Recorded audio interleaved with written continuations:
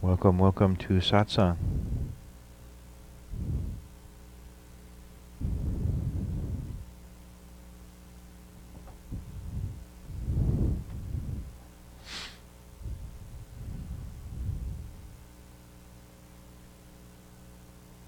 Should we just meditate the whole time?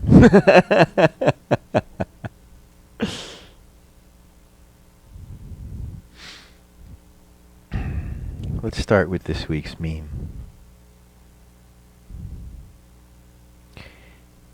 I emailed the meme out and I texted it out and I put it out on Facebook if you haven't seen it, but I do that every Monday.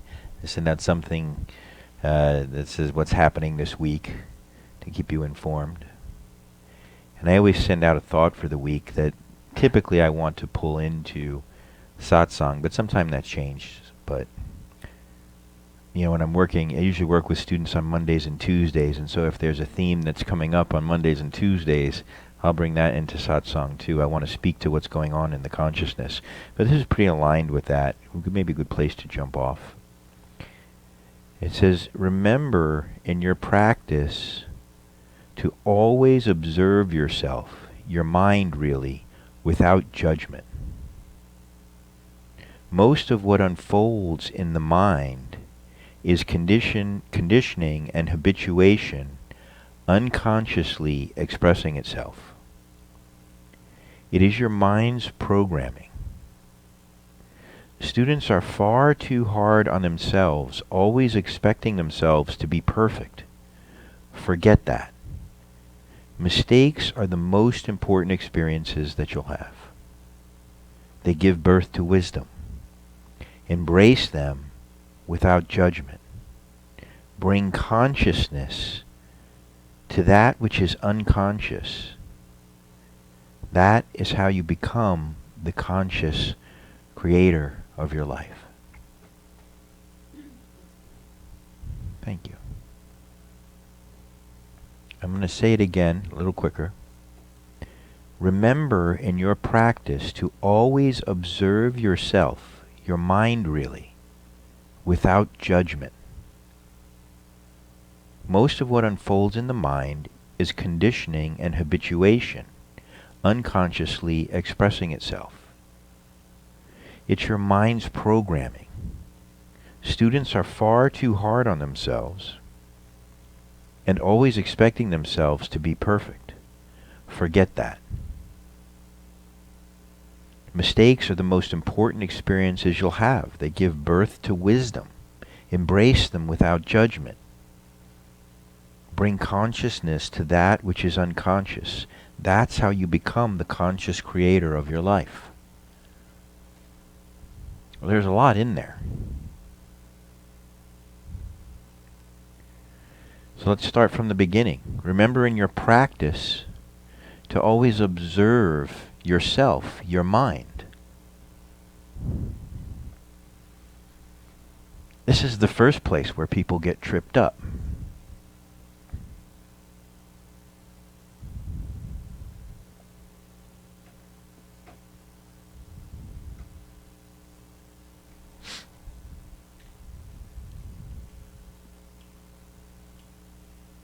In this mind-identified state, where we are believing ourselves to be the thoughts in our minds,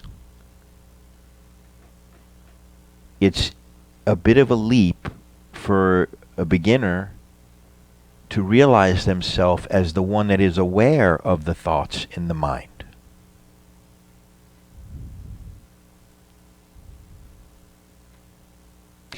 And there is this constant thinking about thinking.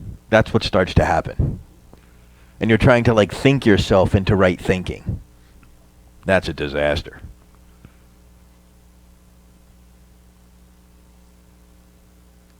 In the same way that you sit and watch a movie is the same way that you sit and watch your mind. Same thing. In the movie, you just know you're not the movie. You know you're the observer, the experiencer of the movie. But in your mind, you think that the thoughts in your mind are so important. But are they?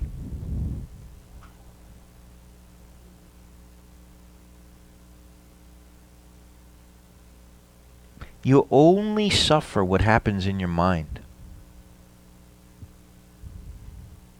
You only suffer what happens in your mind. Don't believe anything I say. Take that and hear that and look back at your own life and see if that's true for you. Think of the times in your life when you were suffering the most, when you were just in hell, on the bathroom floor, crying, just couldn't figure it out, right? It was all in your head. Can you see that from here?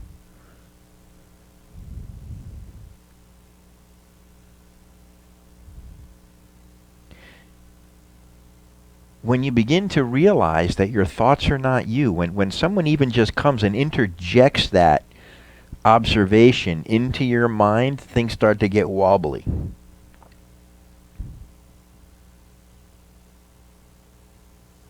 Because we have been in this mind-identified state, this, our entire life, and who we are is an idea in our mind.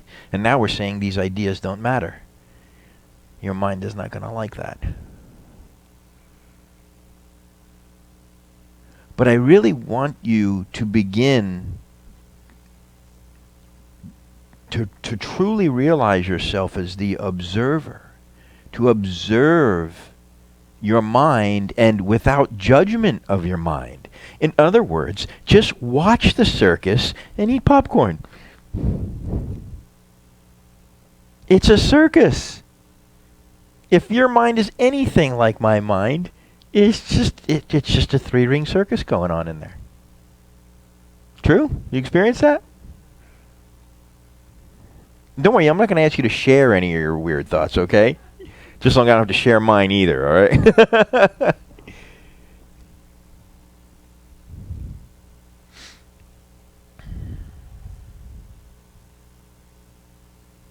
So remember to just simply observe what's going on in your mind without judgment. Once you start judging it, you're back working with mind on the level of mind. You're thinking about thinking. You're thinking about what you're thinking. And if I could only think about this differently, then everything would be... That's not where we're going. Yeah, it definitely makes it worse. There are times when you can think yourself into like this peaceful place for like one moment, and you're like, I got it. And then what happens? Gone.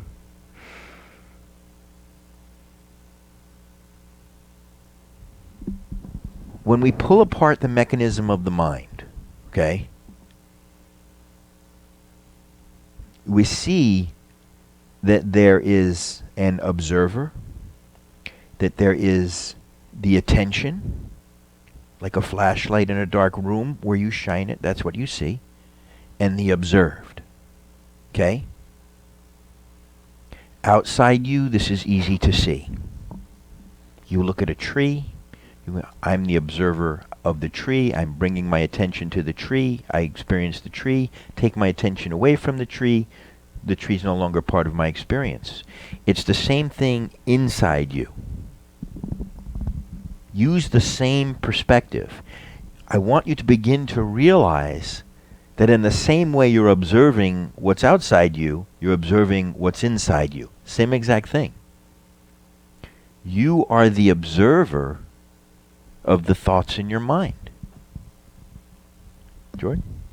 But it's like, so, but then how do you improve? Like, I get it. Like, you can't judge yourself for the past, but you could say, okay, this is how I am now. This is how I want to be in a year, right? Because it's kind of like, you can't say, oh, sorry, I did this. Oh, no, that was just me. I was drunk. Like, that's just what happens, That's just what I do. I was observing my mind. And now, it's not like my fault because that's what my mind was doing. I wasn't really conscious of it. I wasn't judging myself. So. Yeah, don't. Your ego is going to want to take my words and use it to justify bad behavior. Yeah. This is not like some nihilism. You know what I mean? This is not nothing matters. You're still responsible for your actions, okay? And But even being responsible for your actions, you don't really need to judge them to be responsible for them.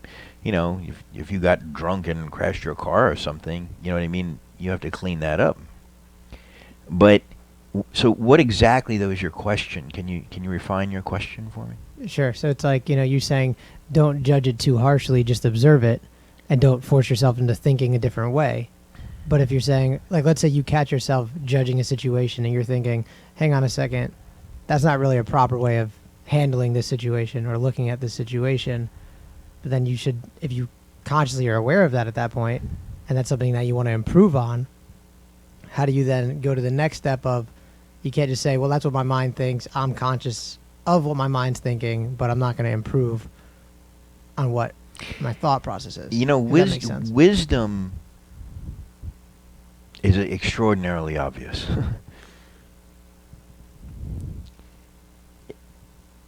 It's just a matter of getting your mind to cooperate. These things that are happening in our lives that we don't want to happen, I don't mean the things we don't control. You know, we're a matrix of karma, that is, things are interacting in those interactions of those interactions, right? So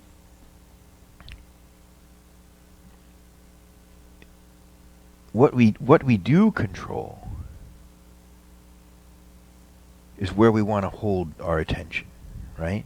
But give me a moment because I've lost my way.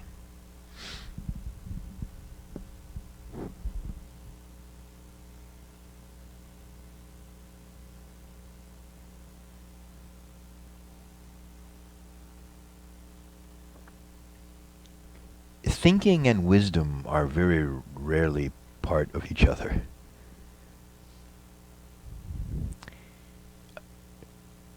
There is an innate wisdom that is beyond the mind. Many of the greatest, what we would call most intelligent creators, people like Albert Einstein and things like that, did their best work when they were not thinking. Many artists will tell you, that when I'm creating, when I'm in that space, I have no sense of time, and I'm not thinking, and something is flowing through me, and I blink my eyes, and 6 hours goes by. So, what you are doing, I understand what you're saying, but you are still dealing with mind on the level of mind. And what I want you to realize is that even the wanting to have the thinking improve, quote unquote, even that is observed. Who is the one that is observing that?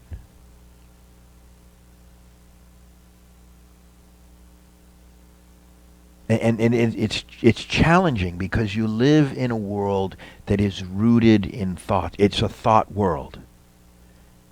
That's the world I'm trying to pull you out of.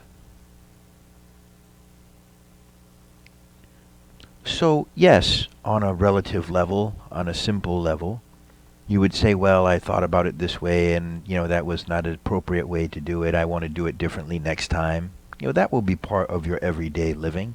And you've already done that in your life. You know what I mean? As you've grown, as you've had more experiences, you have changed the way that you approach certain things, right? What I'm talking about is so far beyond that. It's about going beyond thought entirely. Realizing that you exist beyond thought, that the thought is not you. And so when I started with this meme, remember to always observe what's going on in your mind without judgment. It was to help you in your practice see clearly that whatever this ticker tape that's going on in your mind that just keep going and going, you just watch it. And whatever it's doing, it's doing. The moment you start judging it, you start getting sucked up into it. And you're back in the mind. The mind is a tool for you, the awareness, to use, and you will use it in ways that you just described. But can you go beyond that and realize that the mind is something that you are observing just like the tree? Right. So it's almost as if as soon as you begin having thoughts, you're already in your mind. So you might as well use mindfulness and be like, start thinking about, here I am, this is what I'm doing now. And then that silences the mind part because you can only focus on so many things at once. I mean, that would essentially work. Well, in theory. There is this incessant sort of compulsive addiction to thinking. It's always thought, let me think about my thoughts, let me think about the thoughts, and I'm thinking about the thoughts, and more thoughts, and thoughts, and thoughts, and thoughts, and thoughts. And it's a bottomless pit. And it never ends. And it doesn't solve anything. You just keep circling the manhole. It's like a kid on a tricycle circling the manhole.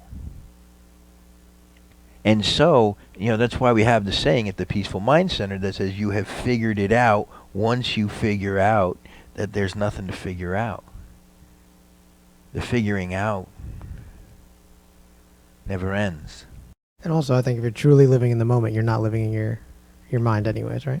You can't be in both those places. Right. Like, I always like to say that if I'm looking for you, I'm going to find you in one of two places. I'm going to find you here with me, or up in your head, running through the woods of your thoughts, right? So when I'm saying to you, remember to just observe yourself, observe your thoughts without judgment, is because I'm seeing students who are beating the crap out of themselves. Which is a very common thing, and I did it too. I'm not above any of this. But we can be so mean to ourselves, and we can be so judgmental of ourselves, and we can really just lay the lumber to ourselves in our own mind, instead of just watching curiously and observing how your mind is programmed. Your mind is like a computer. It's coded. Your code is language. English for most of us. It didn't start getting coded until you started learning language. We didn't really have a lot of memories even until before we had language. Our memories are in language. Our memories are in concepts and ideas in our minds, right? So, remember in your practice to always observe your mind without judgment. Most of what unfolds in the mind is conditioning and habituation unconsciously expressing itself.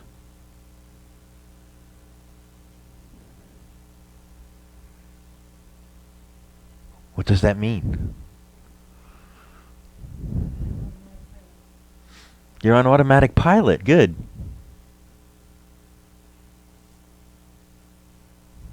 Anybody else? You don't know what you don't know. Let me see.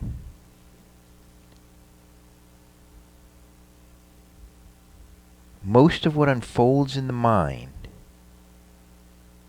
is conditioning and habituation unconsciously expressing itself. And it's true. You don't even know that you don't know that. Right?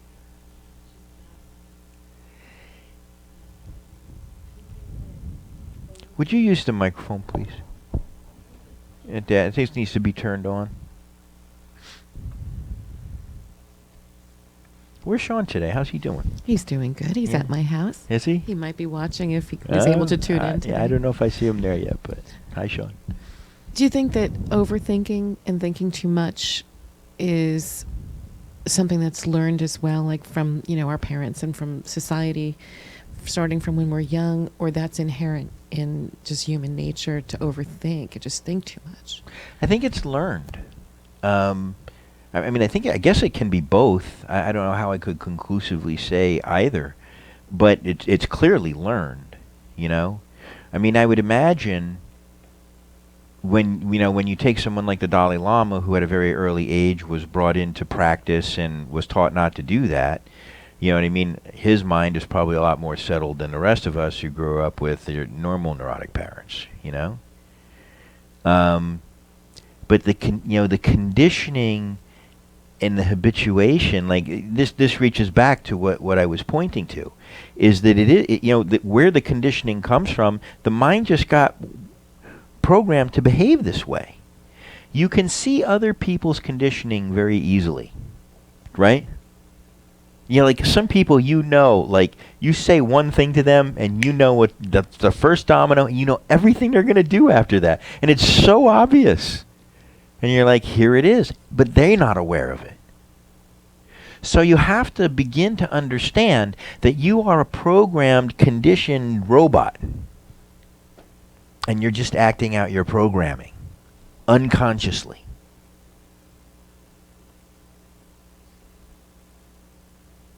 I mean, let's face it, we're all manifesting a lot of things that we don't want to experience, right? We manifest suffering, we manifest pain.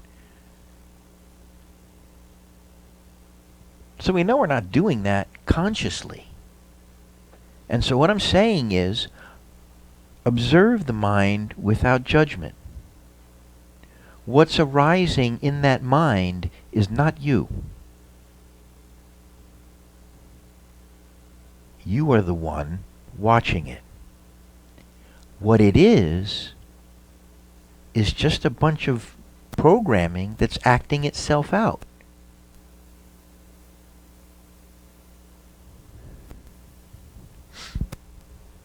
Am I making sense? Yeah. I think most of us realize that this is not an overnight thing, that this takes time, and it touches on what Jordan was saying, that for me at least, I found that it's repetition. That when I used to beat myself up over something that I said or did, or a mistake I made, or I blew up over something, a kind of behavior that I didn't like about myself, how I reacted. Consciousness is huge. Most people don't realize that the fact that you are conscious about your behavior and something you'd like to change is a huge step. Yeah, absolutely. Most people are unconscious, just walk through life and don't change anything ever. Yeah. But if you are conscious about something, that is a huge step. And then the next time it happens, over time, it's just repetition that you start to get better and better, and your brain starts to change. And your reactions start to change. And it works both ways, too. You know, there's also repetitively beating the crap out of yourself. You know, whether you realize it or not, you probably don't, but you are adding to your conditioning and your programming of your mind. Unconsciously. A lot of really negative self-talk, negative core belief system. And we practice that. And we're not even really aware that we're even practicing that. And we want to bring awareness to what's happening here. Observer, attention, observed. Observing what my mind is doing in this moment. What is my mind doing in this moment? Even in your own words. You're saying, I can't get my mind to calm down. I can't get my mind to relax. My mind won't shut up. You know in your own words that there is a my and there is a mind. And the my has a mind. And the mind is coming off the rails. And the me can't do anything about it. True? True. I found it helps sometimes when I'm having a totally irrational thought, and it's usually ending up where, I'm feeling small, or unloved, or, hurt or something by a moment, something that was said or done. And when I'm feeling small in that moment, I know you say sometimes, I think about things you've said to us where you can either shine the flashlight on it or not. And to just go with the flow of what feels right. Like sometimes you have to take a look at why you're feeling a certain way. Mm-hmm. And there were so many times where I took a look and I'm like, why am I feeling this way? Why am I reacting? And I would have an epiphany that this was stemming from something in early childhood, with my mother or father, or, screaming, or the abandonment, being kicked out of the house, in a moment's notice, all Right. of us thrown out on the street, or the fear, the irrational fear that might come up out of nowhere over Or like something. the post-traumatic stress. Right, Yeah. and then I would see where it came from, and then it just poof went away. Yeah, because you bring consciousness to it. So sometimes it helps to shine that flashlight on, but you'll be the judge of when it's right and wrong for you. It helps. Sometimes you need to know what it is that you're letting go of. It's hard to let go of I don't know. And they call that a vasana, like a very deep identification with a thought or a belief, right? And so sometimes when there is a vasana, something really working on you, you need to do some cognitive work. There's value to the cognitive work. But ultimately, though, you will just let it go. It's just a psychological formation in your mind that you're suffering. Something that happened many, many years ago, affecting you today. The only way that it can affect you is in the form of a psychological formation, which is a gangle of thoughts and feelings that are attached to those thoughts. And particularly those feelings can really provoke those thoughts. And then those thoughts provoke those feelings. And then pain, and then negativity, and pain and negativity. And you get in that, that addictive negative thought cycle. Which is just really no fun, but it's only happening in your mind. It's only happening in your head. And so I'm saying, remember to just observe this. Just observe what's happening in your head without judgment. You're just consciously watching. Going, that's interesting.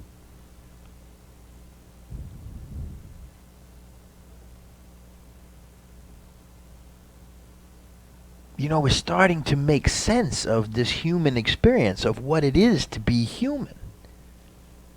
How our humanity works. How we can dive headlong right into suffering and not even realize that we're doing it. We would never do it consciously. So we need to bring consciousness to it. What is my mind doing now? You'll always know when your mind is up to something. There's a telltale sign. You're in pain. It could be very subtle pain. Doesn't have to be like, gut-wrenching pain.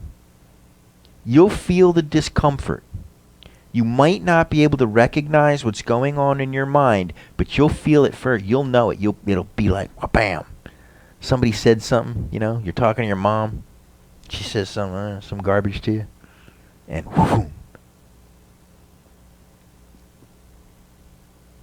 You are the one that is watching it all. You are the one that is aware that it's happening.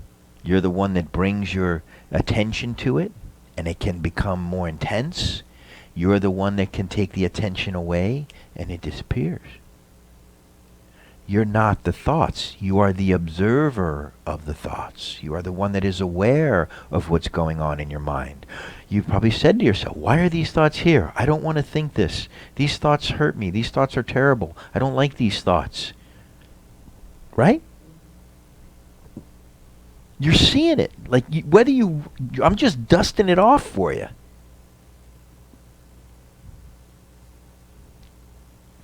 John, grab a mic.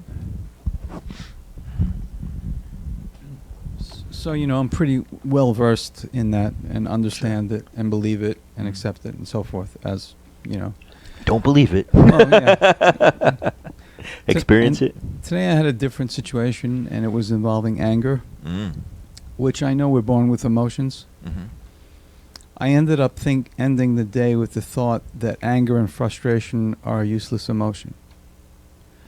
And what happened to me with the anger is it wasn't a thought that I was attaching to or letting go. It was a situation that I knew was going to screw me. Mm-hmm.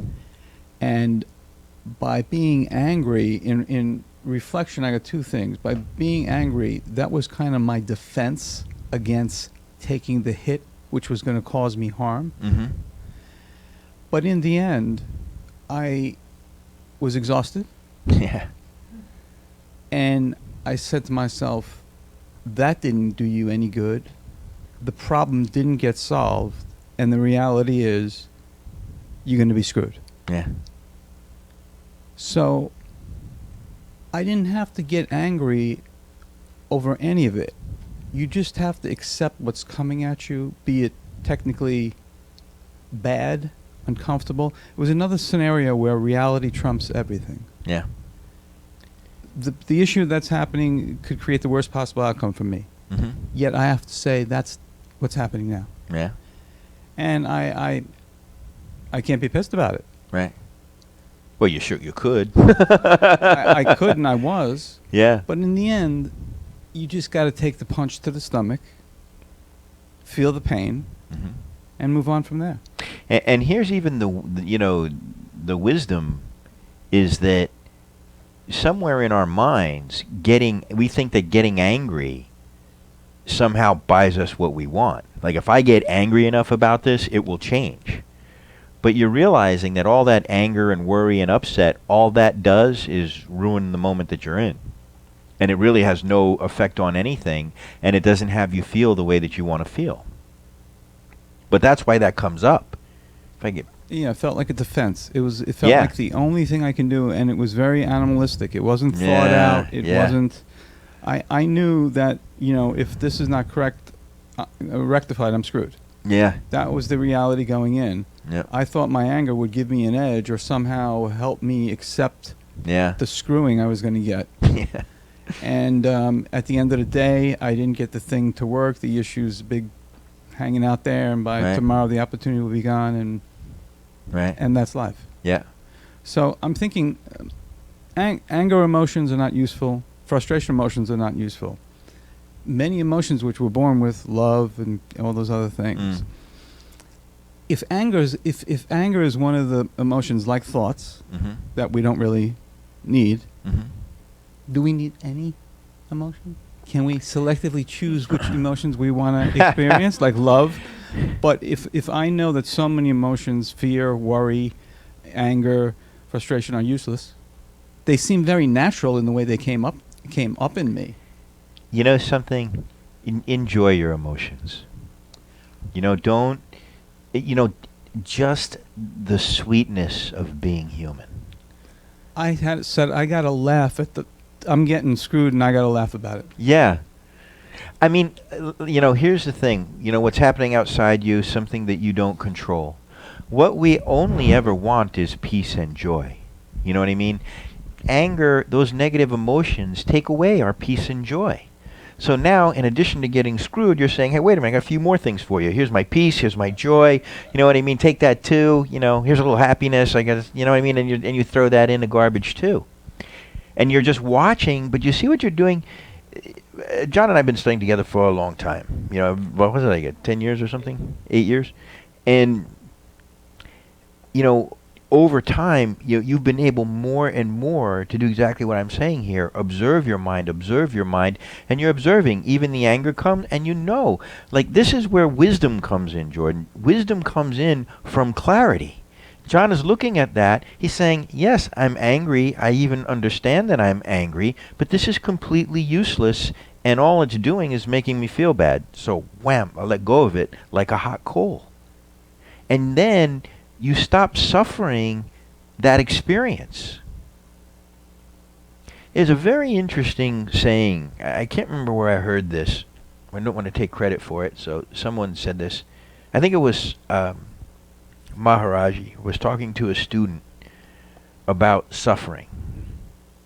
And the student said, well, Maharaji, if I were to be honest with you, I am constantly experiencing suffering. Constantly. And Maharaji looked at him and said, are you experiencing suffering, or are you suffering you're experiencing?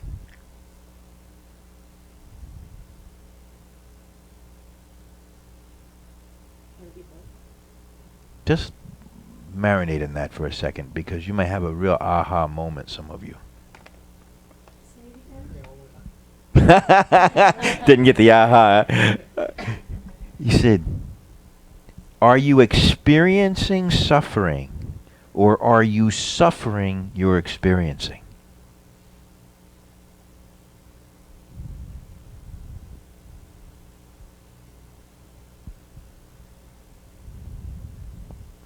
Is there some big bowl of suffering that I can have you drink from? No. Experiencing is just happening, and what you're witnessing John do is decide I don't want to suffer what I'm experiencing. How I'm suffering what I'm experiencing is I'm allowing these negative emotions to come up and take me over, take my mind over, pull me up into my mind, create pain inside me. I am suffering what I am experiencing because I am ignorantly allowing these things to happen inside of me. Now I have to have no interest in my anger, Yeah. just like my thoughts. Yep. And that's what I concluded today. You know, still, it sucks when something happens to you, that a situation that you're trying to monitor and get it correct goes the wrong way against you. And you gotta put your big boy pants on, and you just but the gotta thing take is it. too, like, the wrong way is a judgment of your mind. A negative implication. Well, it's just a judgment. You know what I mean? It's, you know, when the minute you're in right and wrong, you're in your ego. What happened just happened. Remember boundless equanimity. It's just what happened. When you say, because the truth is, how do you know that it's wrong? How do you know that something even more amazing can't come from this? How do you know that you just didn't avoid something? You know what I mean? Like, It's got limited shelf life. well, but I'm just saying, though, like, you never know what's for what. And this is where, like, in times like that, where I use that affirmation that I share with you guys often, that the universe is always conspiring to help me, you know? Lastly on this, what I'm concerned about is, if I can lose my interest in anger, in frustration, I may lose my interest in other spectrum of those things.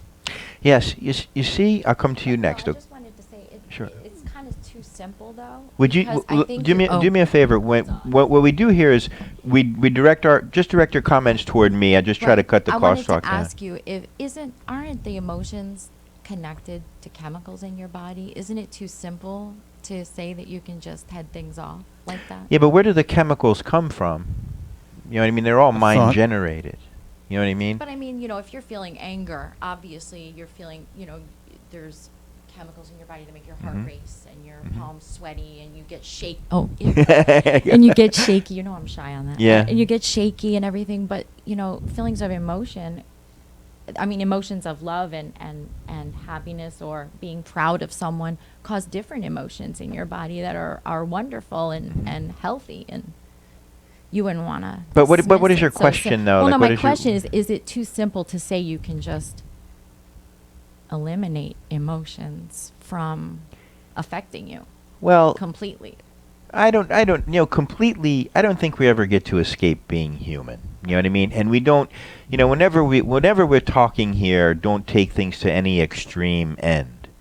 But what we really can do is observe that, anger is arising in me and say, hey, I don't really want to experience this anger. I can minimize it, sometimes eliminate it. Or I'm feeling a great sense of love. I'm feeling a great sense of peace or joy.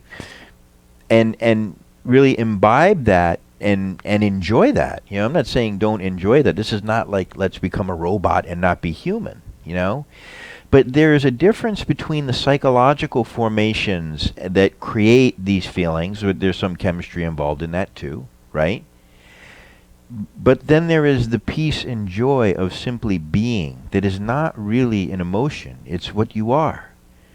It's in those moments when you come completely into presence, like something happened, like the birth of a child, right? And you're sitting there, and what's happening in that moment is so important that all other moments fade away, and you come completely into presence, and you feel this joy and peace that's not an emotional mental formation. It's just somehow home. It's what you are. Have you ever had that experience?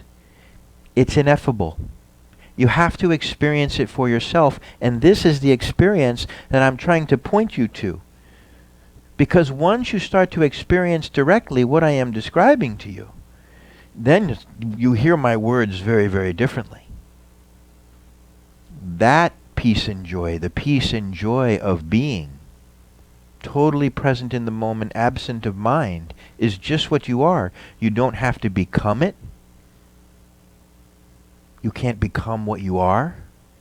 You don't have to find it. You don't have to chase it. You just let go of everything that is not it, and it's just what's left.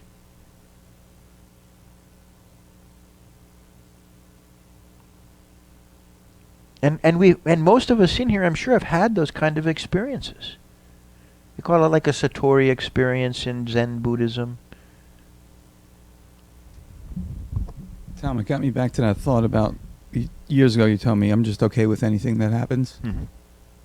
Yeah. Where did that come from again? From I don't who remember cited exactly that, who said it, but I don't know. But it was the guy's philosophy. Why don't you get upset? Why are you not getting? yeah, It's kind of like in the no change store, Yeah. not selling out Yeah. your piece. yeah. But it's when he's they can't believe the guy's not getting upset, and his Mhm. answer is, I'm just okay with anything that happens.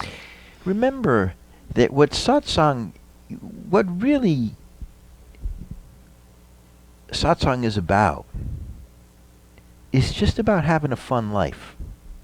Enlightenment seems like such a big word that, like, oh my God, enlightenment, that's for, like a select handful. Forget about enlightenment. Just come into presence and have a fun life. It will be an enlightened life. And the idea is to enjoy it. Not to get trapped in this incessant, unending figuring out. What I'm wanting to demonstrate to you is that even the emotions are observed.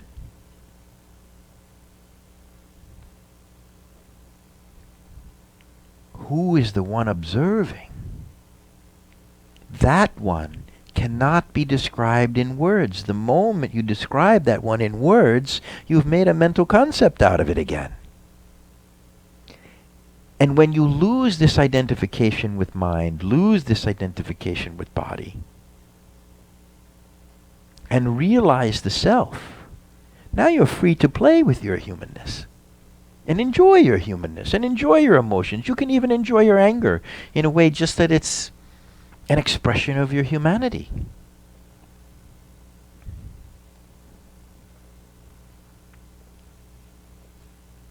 It's amazing to be human, the things that fly through us, the things that manifest in us, the thoughts that arise. When you're more of like a kid, like playing with your humanity, it's fun. But when you're identified as these things that you clearly cannot be, then they can grab you by the throat and make a heaven of hell or a hell of heaven. And it's only the mind that makes it so. So you must remain in your practice in the position of observing the garbage in the mind. And just watching it without any judgment of it.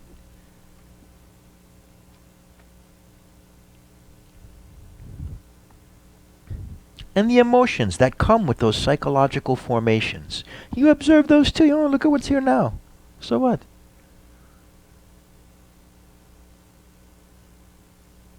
And then the consciousness starts driving the bus, not the mind. The mind is not the consciousness. The thoughts are not the consciousness. The consciousness is aware of the thoughts that arise in the mind. And most of what's happening in your mind is just unconsciously, spontaneously conditioned way that you think. Are you beginning to realize that a little bit? Am I making it more clear, or am I making it less clear? I see. I don't know.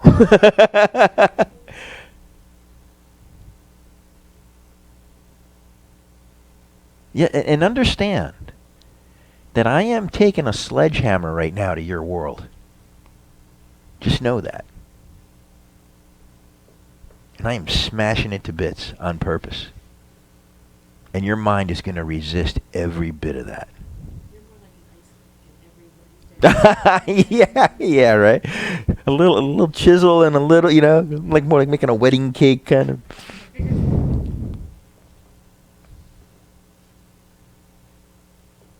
It's a very strange thing when you come here and you sit with me And I keep demonstrating to you that everything that you think is real is not real.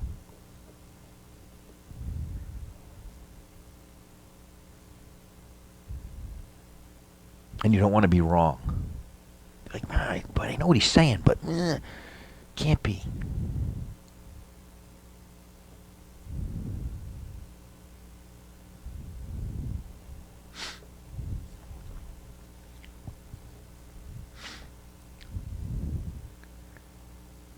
So most of what unfolds in the mind is conditioning and habituation, unconsciously expressing itself. It's your mind's programming.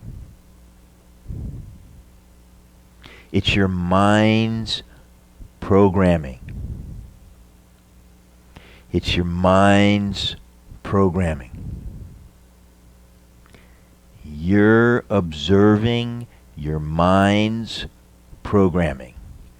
You are the observer, observing your mind's programming. How do we change it? Just realize that you are the one that is observing the mind's programming. You are the one that is observing the mind's programming. Are you beginning to realize yourself as the one that is watching what's going on in your mind? And that one that is watching, can you describe that one? Does it have a shape? Does it have a form? Does it have a color? It is just awareness.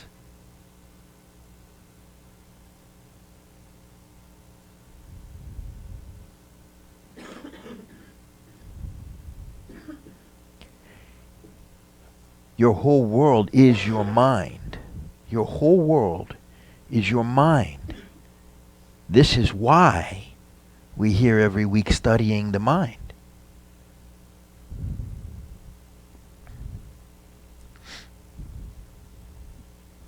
And students are far too hard on themselves, always expecting themselves to be perfect. So here's what's happening. You have this mind that got unconsciously programmed, and it's acting out its algorithms, and it's doing its thing.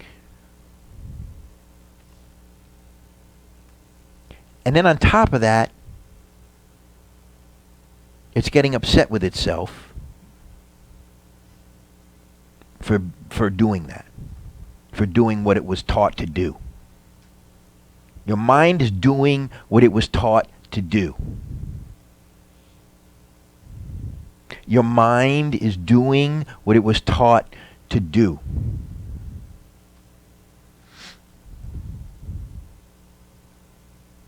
And then you get mad that it's doing it.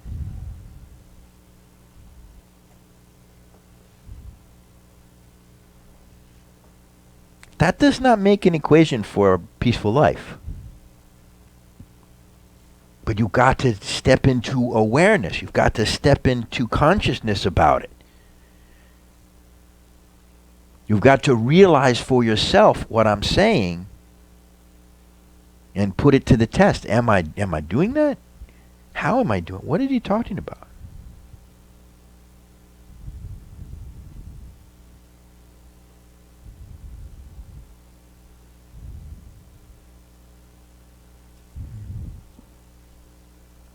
We have a comment here from Facebook. Reality, including pain, isn't something we perceive. It's something the mind creates. That's my buddy Eric in Brazil right now. We're having an international meeting of the minds here.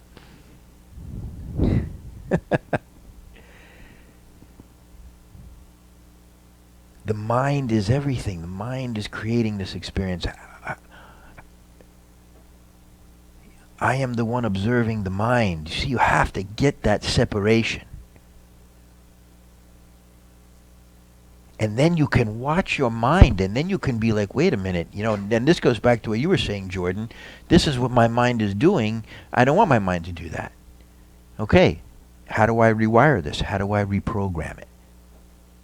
But you're reprogramming it from a conscious place, observing consciously what the mind is doing, and then just consciously choosing. Is really rather easy once you see it, Yeah, I don't know. I think just being in the moment's like so nice, because I'm thinking about the other day we actually almost went skydiving, and we drive all the way over there, and we get there. We're waiting like 2 hours. We signed the waivers and all that, and then we're sitting there and we're waiting. My brother and my friend are complaining. We just want to jump already, and I'm like, this is perfect, because like all I'm doing, I'm not worrying about anything at all right now. I'm perfectly happy sitting right here. I'm not thinking about the past. I'm not thinking about the future. I'm thinking a little bit about this plane jump, and it's just peaceful. And they're like, oh, we've been wasting our whole Sunday. I'm like, this feels like vacation to me. Like we've been sitting on the beach all day, because my mind's completely shut off. Yeah. I'm not trying to think about anything. And I think that's kind of the thing I realize about myself, is that I'm always thinking about either way far in the future. Okay, if I quit my job and then I just hang out, but then hang on a second, what if like that doesn't work out the way I think it's going to work out, and then I get this job and I hate this job, or like, oh, I yelled at my ex 3 years ago and I still feel bad about it. and then you have a couple moments where you're like, okay, this blue Powerade and these chips are amazing, and I'm not thinking about anything else. but it's like getting to those moments when you're not gaining weight from just eating garbage or doing something reckless. It's I don't know. I'm trying to figure out, I guess, to get to those moments, but it's really hard. Because see, but here's the thing. Like, you hear what he said? To get to those moments, that's the problem. Right, that is the problem. I agree. You have to realize that you're already in that moment. Right. And the moment that you're trying to get to it, you lost it. Right. You're already there. You're already here. Right. You just have to stay here. That's the problem. Right. Yeah. That's definitely easier said than done. See, and this is very important, because we keep thinking that this is a destination out somewhere else. And when I get to enlightenment, when I get to peace, no, wrong, no. Agreed. Yeah. You are peace. It is your natural state. Loving kindness, compassion, patience. You feel most home, most aligned. It will tell you immediately. It won't be any doubt in your mind when you're in that space that you're home. That place is here and now, and it's the only place that you always are and have always been. But then in your mind, you go wandering off like, into the universe somewhere, and you're not here, and you're in the thoughts in your mind, and you're in the world in your mind, and everything is, and all the things that you just say, and oh, my ex this, and this, and that, and this happened in second grade, and oh my God, my parents, and what about this? And your mind that's the circus that I'm talking about. It was a great example of the circus that I'm talking about. And when you realize that you are the one observing the circus, here's the circus, and I'm the one observing it, now, I can look away from the circus. Is the circus still here? Is it still here? It's still there. But without my attention, without me paying attention to it, it's not part of my experience anymore. I've even said, say there's a sport you don't like, maybe, I don't know, soccer or something, not to diss soccer is fun, but say there's a TV playing, and it's playing a soccer match, teams you don't know, you don't care about. It's in the background, you're somewhere, and there's a TV playing soccer, right? You don't even notice it. You don't have any interest in it. You're not interested in that game. You're not interested in that sport. It's there, it's playing, you don't notice it. Why? Because your attention's not on it. But in order for you to really take your attention away from it, you have to realize yourself something other than what's being observed. Not in a pretend way. You have to realize yourself as the observer. You should play the Peaceful Warrior on a Wednesday here for people to watch, and then we discuss it. Yeah, that would. That was amazing. It's called the Peaceful Warrior. Amazing book too. Yeah, and you should watch that. I think it would help you. The Peaceful Warrior. about the one Nick Nolte, and there's a great cast, great story. It's very Mm. Yeah, I'm developing like a library of movies so that, when we have our own Peaceful Mind Center, we can watch all these things. But really, there's some really interesting movies out there that we've seen. There's one, I think her name is Freely. We have a question from Charlotte, North Carolina. Do you ever consider it a peaceful negotiation between the self and the mind, like telling the mind that the self is going to take over now for a few minutes? I don't ever want to give my mind that much authority. Like to even say to my mind, to say that I'm negotiating with my mind, I would really have to be negotiating with my mind on the level of mind. The mind is simply observed, okay? And when the mind is observed, all I have to do is look away. There's no negotiation needed. Because the self is really the master, and the mind, the humble servant. We have it backwards. Albert Einstein said this. He said our society somehow really values the intellectual mind and ignores the intuitive mind, the self. He said in reality the intuitive mind is absolutely the master, and the intellectual mind the humble servant.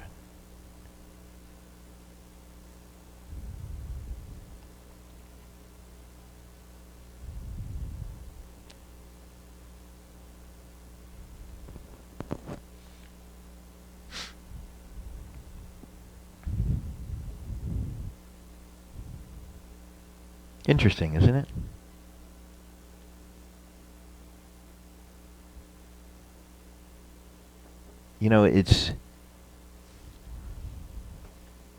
I think that my mind, for some reason my mind is always over here. I don't know why. Every time I think about my mind, it's over here. I don't know why. I don't know why it's there. But it's like there's a movie playing over here, and every once in a while I look over and see what's playing on a movie, and then I'm here. And I wish there was some way that I could just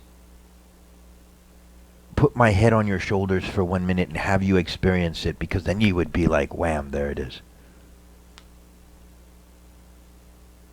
It's very hard, I think, to let go of thoughts when you are believing yourself to be the thoughts,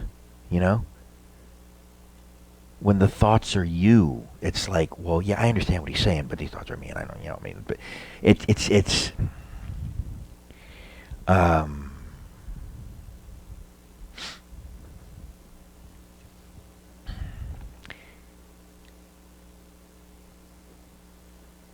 when you let go of your thoughts,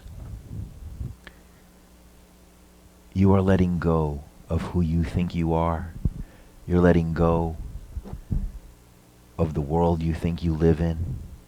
You're letting go of everything. A tree is not a tree.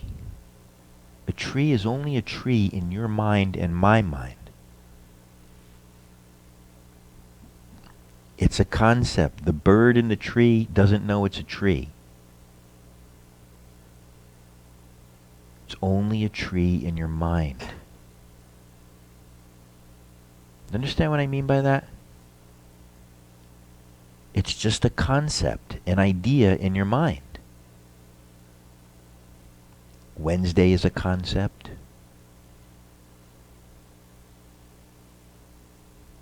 So when you start to go beyond thought, when you start to transcend thought, you're transcending all of that. That can be uncomfortable at first. I'm just telling you that if you're experiencing some discomfort, which I can tell by all of your body languages. Don't tell me you're cold. I know what's really going on. And I would expect that. I wouldn't encourage it. But we really do hold on to very strongly what we believe about ourselves and believe about the world, but yeah, I'm this, but yeah, I'm that, but no. These are just ideas in your head that are constantly changing. And the one that is aware of them is so peaceful and so joyful and so loving. It's only when the mind come knocking, you know?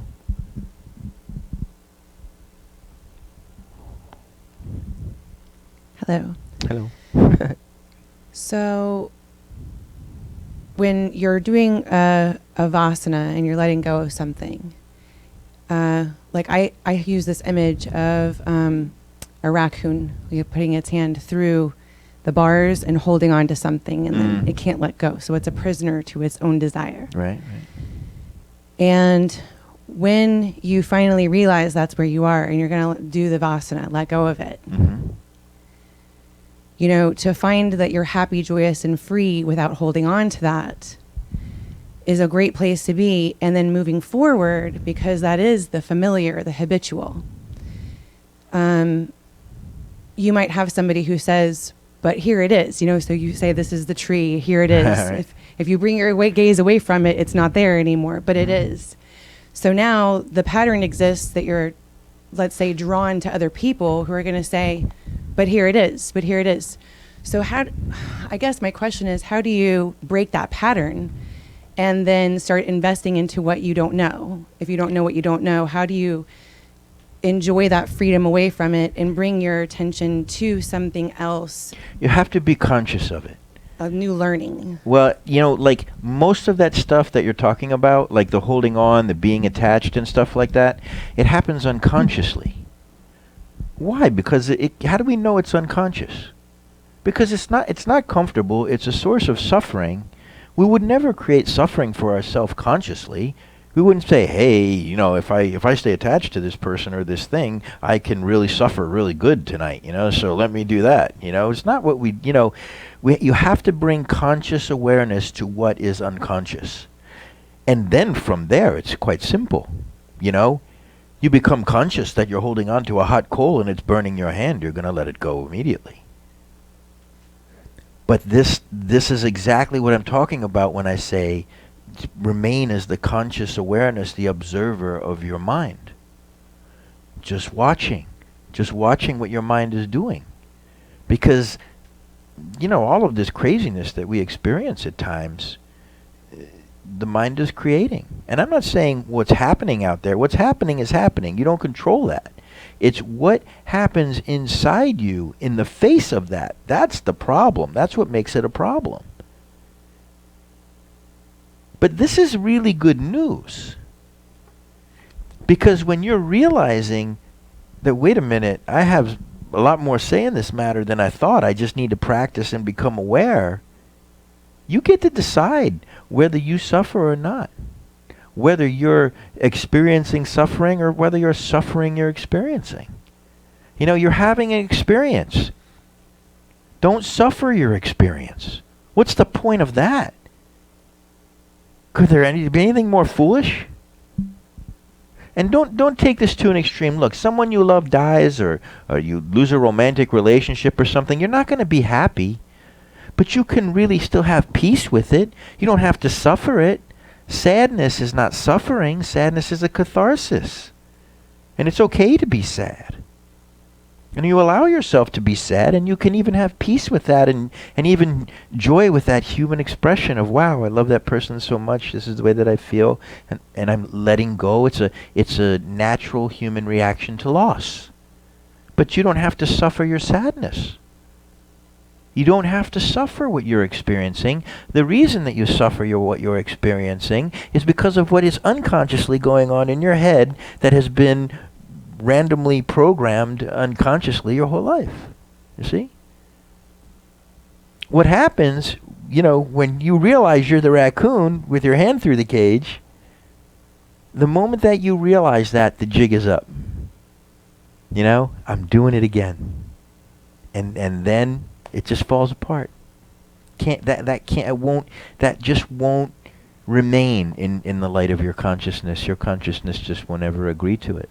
You know, it's when it's unconscious and it keeps happening over and over. You know, A lot of times, like you won't see, like your thought patterns. You won't see the thought patterns. You've been doing it that way so long, and so you're so rehearsed that you don't even notice.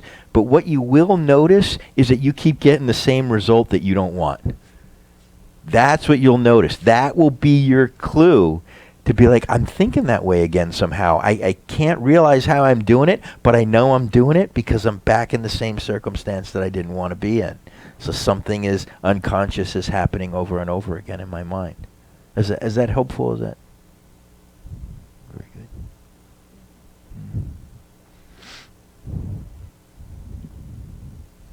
So let's see.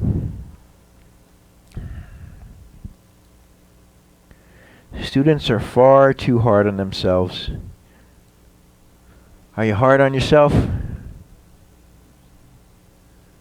Isn't that weird? People talk to me. I'm a good listener. When you're a good listener, people talk to you. You ever notice that? When people realize you're listening, they will really talk to you and tell you what's really going on for them, because most people aren't really listening. When they find someone who's listening, they'll talk. And I got to tell you, and I include myself in this, some of the negative self-talk, some of the ways that we feel about ourselves. I mean, we would never, ever talk to our worst enemy that way. And that's something that we really want to bring into the conscious light. And perhaps that comes from conditioning, comes from the environment we grew up in, Some of the things that our parents said, about like tough love and things like that, how they wanted to try and, in their own dysfunctional way, make us tough, make us, I'm laughing because there's something going on in my head that I want to share, but I don't want to throw my mom under a bus, so.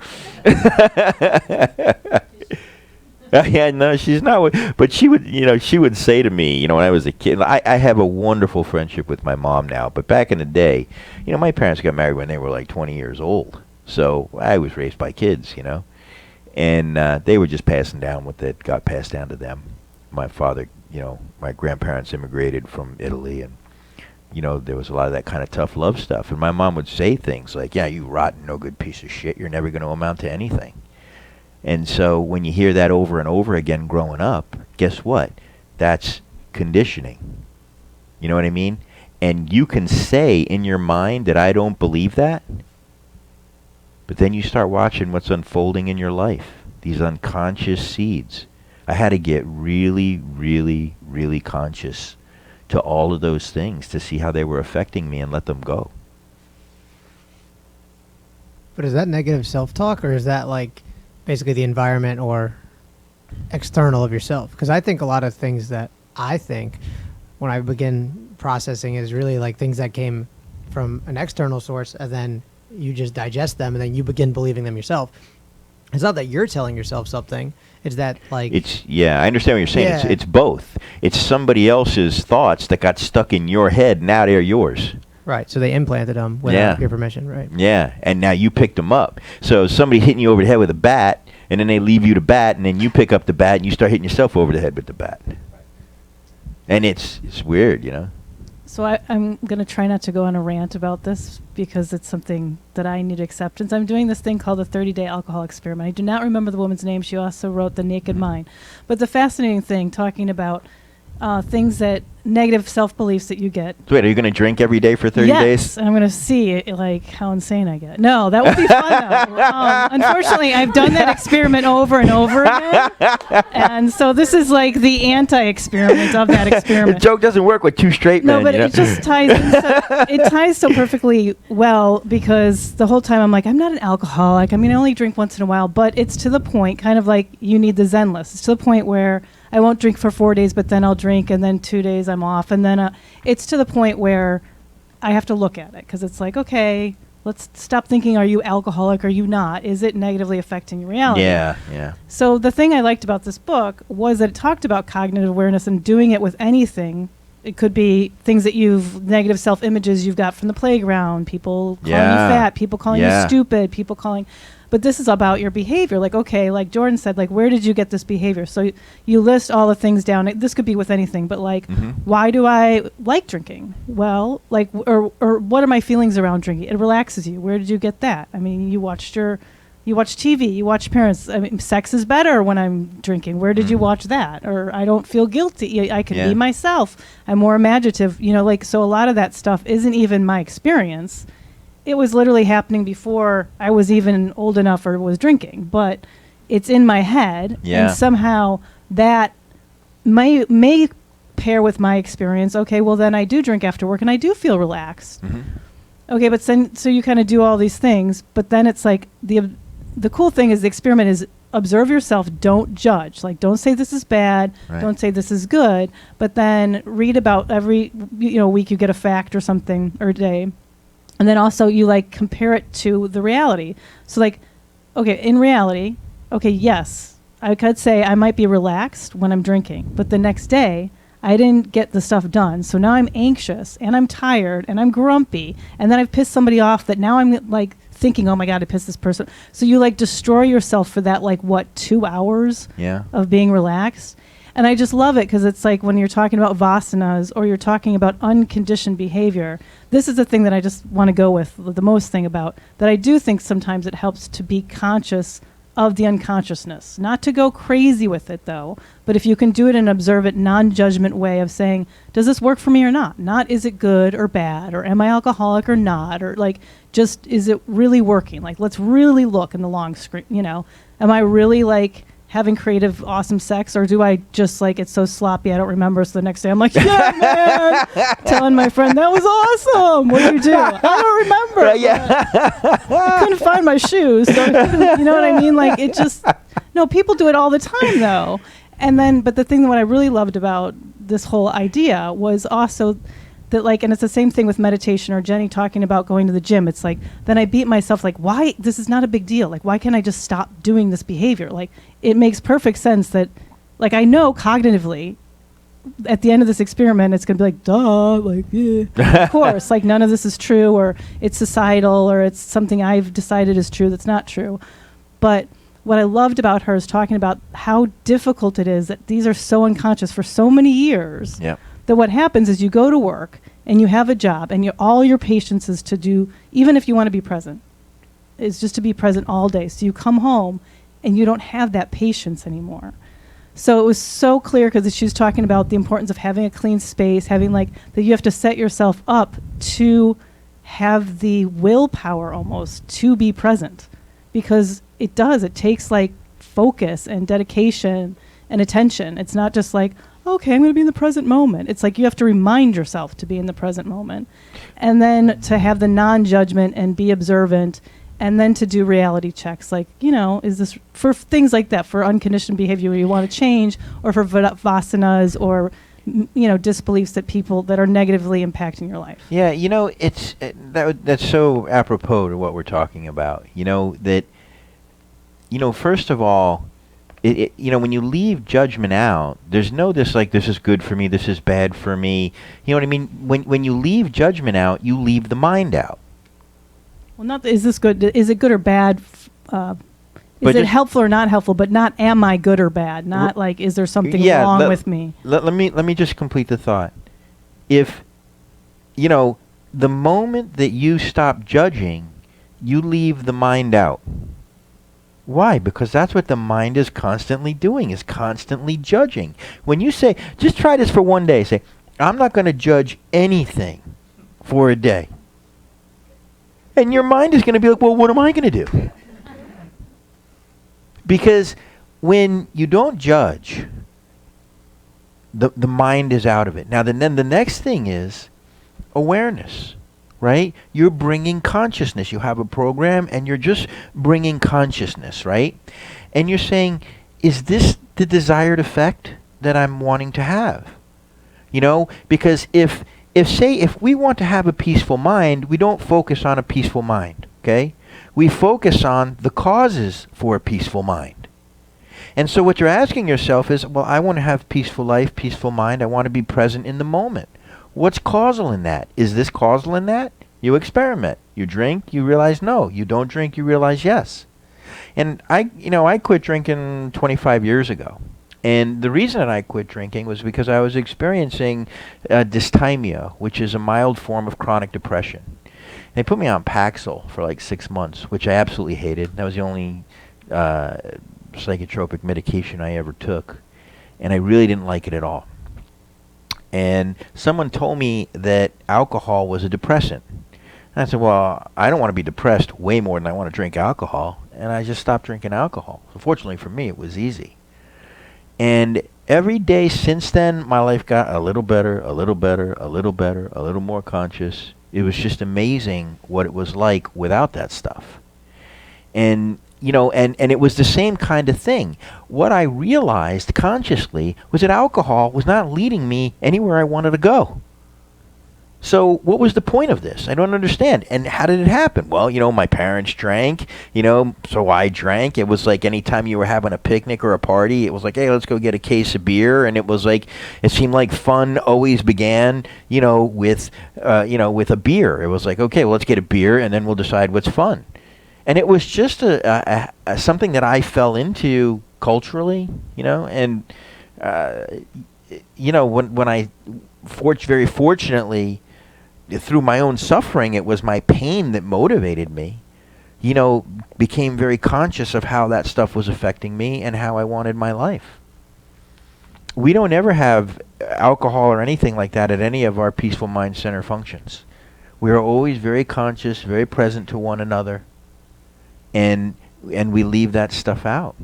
And it's and when you're just simply observing without judgment, and you're trying to see like cause and effect, well, it's like, okay, my desire is peacefulness and joyfulness.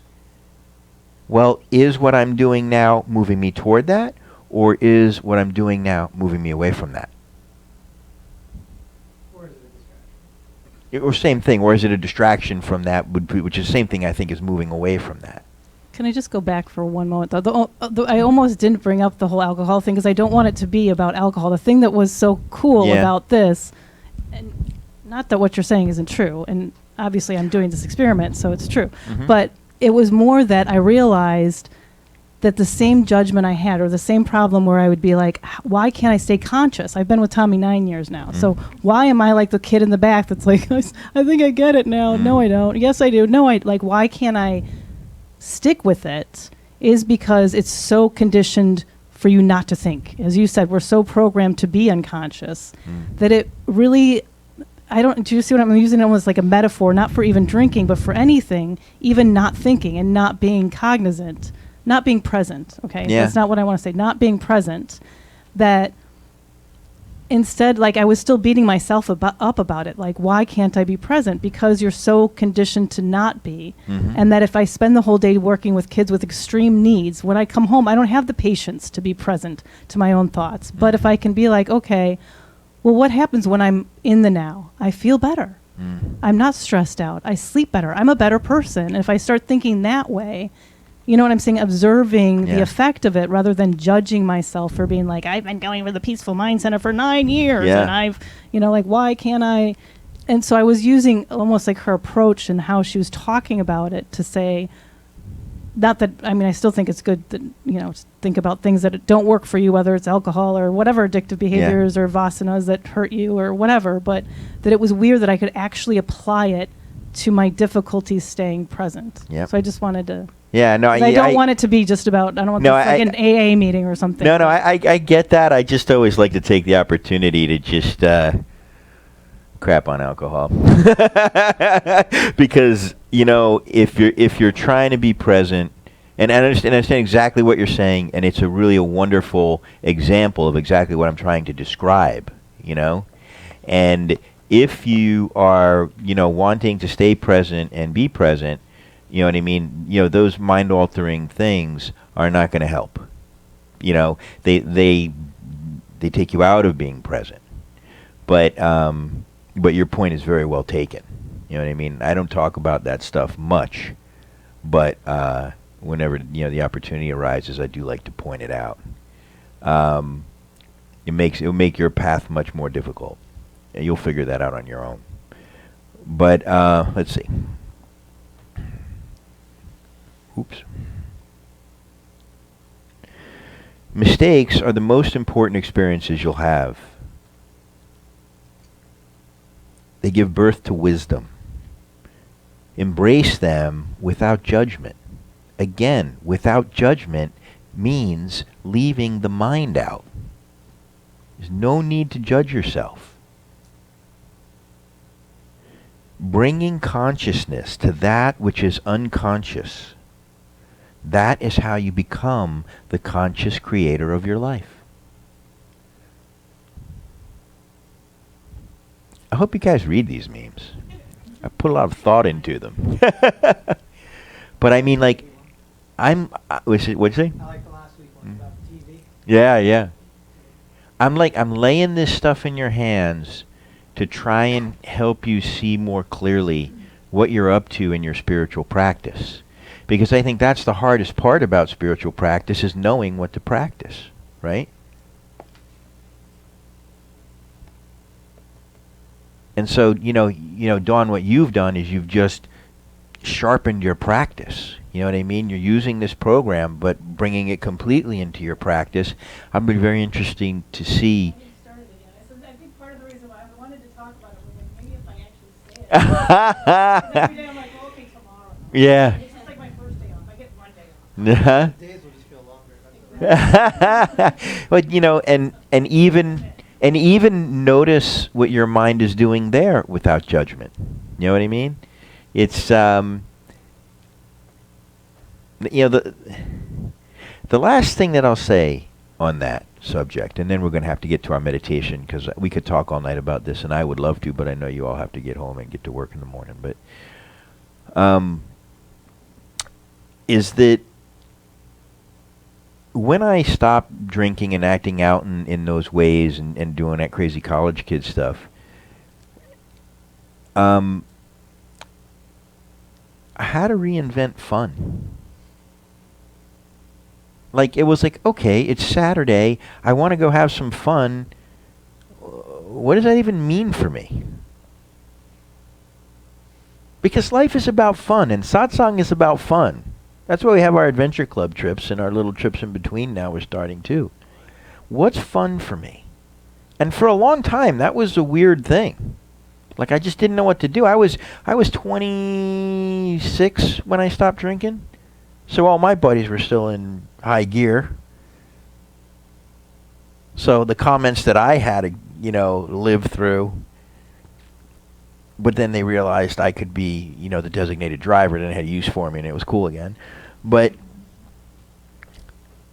what I realized was that what I really desired was peace. It wasn't money. It wasn't a relationship. It wasn't fame, fortune. I just wanted to feel good. I just wanted to enjoy the day. I just wanted to enjoy being, however it was. And so I got clear that I just wanted to feel good.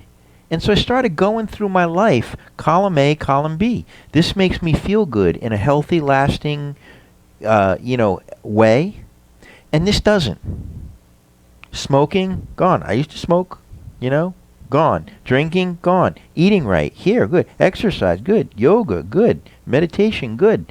And I started to put together all the things that really make me feel good. Cleaning my house. I had all this time off. I spent the whole time cleaning. And let me tell you something. I don't think that I could have done anything better for myself than that.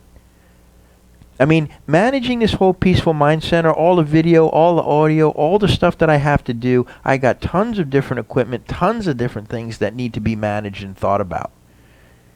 And when I'm organized, it's simple and it's easy, and my life has been flowing so easily because everything is so organized. My mind is so peaceful. You want to talk about a cause of a peaceful mind? Being organized is such a huge cause. And I was just blasting music and having fun. I was listening to the Van Halen station on on Pandora, Heard a lot of songs I hadn't heard in a while. It was funny, I was working with a student the other day, and for some reason Pandora popped on, and it was like Motley Crue, like Livewire, right in the middle of our like calm, serene, all of a sudden like this thrash metal started coming on, but I had a great time. But you have to first, I think that it would be reasonable to say that what we all really desire is just inner peace. Well, you have to look and see what's causal in that inner peace and what's not. What's an obstacle? What's a distraction? And I can tell you that it sounds crazy, but one of the most fun things that I can do is walk out into the middle of the woods and sit down by myself and be quiet and breathe, and that's it.